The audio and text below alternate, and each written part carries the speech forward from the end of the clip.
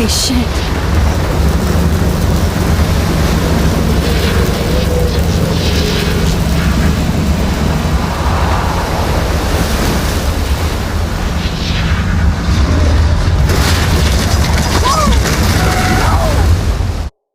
Whoa. That was so surreal. Famously called film Little Pieces of Time. But he could be talking about photography, as he likely was. Okay, I'm in class. Everything's cool. I am okay.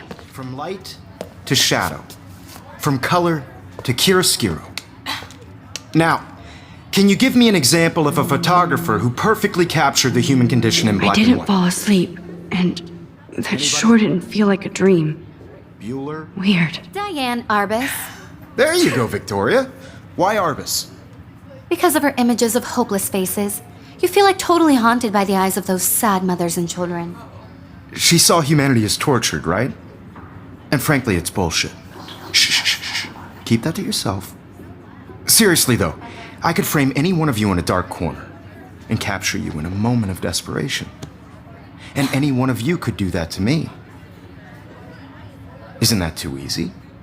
Too obvious?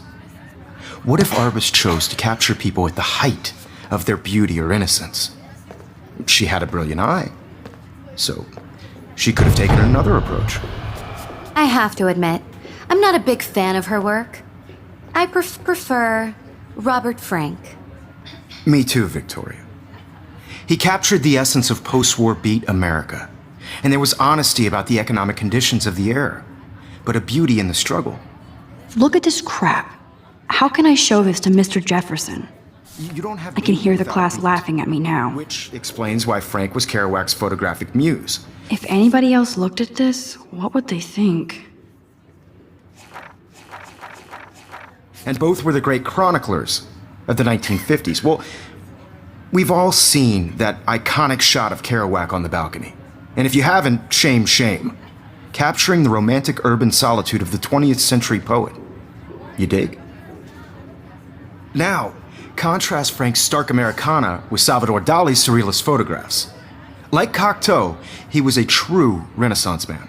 And his famous self-portraits are famous early I haven't examples kept of up with that my truly journal as much awful as I word should. you pesky kids love so much. The selfie. And it's a great tradition, and I should take a picture to wholeheartedly fight prove for I'm your still right to here. self-expression. Plus, it's perfect for my portfolio. Self-expression. And I have to get my daily selfie Sorry. quota. I know.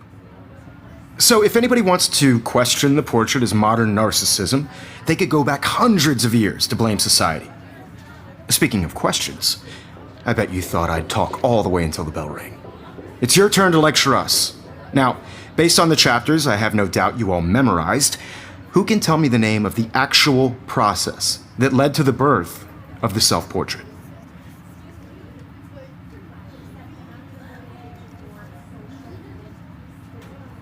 Anybody? This does not bode well.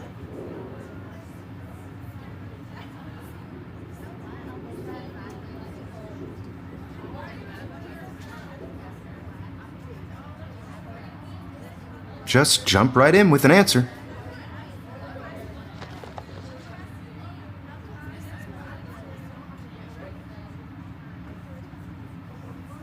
If anybody else looked at this, what would they think?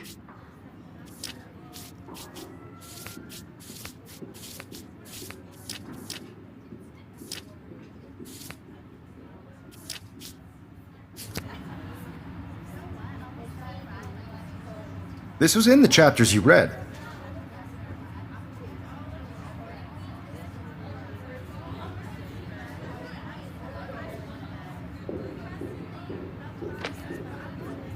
If anybody else looked at this, what would they think?